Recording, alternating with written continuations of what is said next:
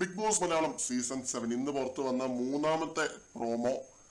ഇന്നലത്തെ എപ്പിസോഡ് പോലെ തന്നെ നെവിനെ മോട്ടിവേറ്റ് ചെയ്യുന്നതിന്റെ ഭാഗമായിട്ട് നെവിനെ കൊണ്ട് ലാലേട്ടൻ സൂര്യ നമസ്കാരം ചെയ്യിപ്പിക്കുന്നതാണ് ഈ ഒരു പ്രോമോ.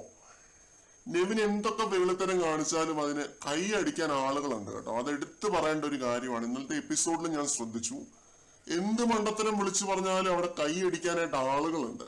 ഇപ്പൊ അനിമോൾക്കെതിരെ നെവിൻ പറയുന്ന കാര്യങ്ങളാണെങ്കിലും ഓരോരുത്തർക്കെതിരെ നെവിൻ അടിക്കുന്ന ഓരോ കൗണ്ടറിനും അവിടെ കൈ അടിക്കാനായിട്ട് ആളുകളുണ്ട്.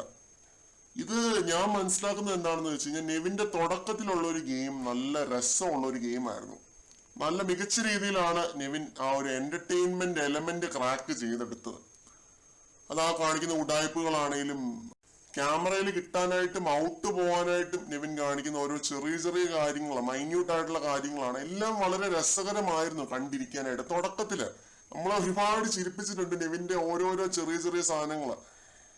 പക്ഷെ പോകെ പോകെ നെവിന്റെ ഗെയിം എന്തായി, നെവിൻ വളരെ വീക്കായി പോയി. നെവിന്റെ ആ ഒരു ഗെയിം തുടക്കത്തിലെ ആ ഒരു സ്പിരിറ്റ് എല്ലാം പോയി.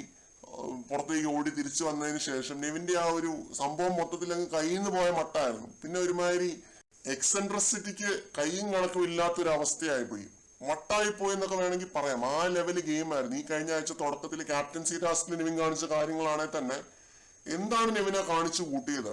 അത് നെവിനെ ഇഷ്ടപ്പെടുന്നവര് പോലും ചോദിച്ചൊരു കാര്യമാണ്, എന്തുവാണ് ഇവൻ ഈ കാണിച്ചു കൂട്ടുന്നതെന്ന് ചോദിച്ച കാര്യമാണ്. അപ്പൊ ആ രീതിയിലേക്കായിരുന്നു നെവിന്റെ ഗെയിം. അപ്പൊ തുടക്കത്തിലെ നെവിൻ തിരിച്ചു വന്നാൽ ഉറപ്പായിട്ടും ടോപ്പ് 5 ഡിസേർവിംഗ് ആണ് എന്ന് വേണമെങ്കിൽ പറയാനായിട്ട് പറ്റും. അല്ലാതെ ഇറിറ്റേറ്റിംഗ് ആയിട്ട് ഈ രീതിയിൽ ചൊറിച്ചിൽ ഗെയിം കളിക്കാൻ അല്ലെങ്കിൽ ഒരു നെഗറ്റീവ് ഗെയിം കളിക്കാനോ ഒന്നും നെവിനെ കൊണ്ട് പറ്റില്ല എന്നുള്ളതാണ് സത്യം.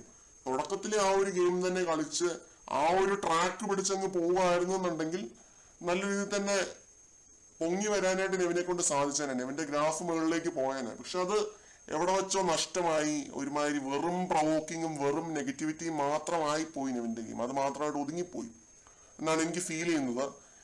പിന്നെ ഇപ്പൊ വീണ്ടും ആ ഒരു ട്രാക്കിലേക്ക് കൊണ്ടുവരാനായിട്ട് ലാലേട്ടൻ ശ്രമിക്കുന്നുണ്ട്. അതിന്റെ ഭാഗമായിട്ടാണ് ഇന്നലെ ആണെങ്കിലും അത്രയും സ്പേസ് കൊടുത്തത്. എല്ലാരും കൈയടിച്ചതും അതുകൊണ്ടാണ്. ഇന്നാണെങ്കിലും നെവിന് കൈയടി വീഴുന്നുണ്ട്. എന്താവും എന്നൊക്കെ കണ്ടറിയാം. ടോപ്പ് 5 നെവിന്റെ ചൈത്രയാത്രയായിട്ടാണ് ഞാൻ ഇതിനെ നോക്കി കാണുന്നത്. നമുക്കറിയില്ല, എങ്ങനെ വേണേലും ടോപ്പ് 5 മാറി മറിയാം. അതുകൊണ്ട് ഞാൻ കൂടുതലൊന്നും പറയുന്നില്ല.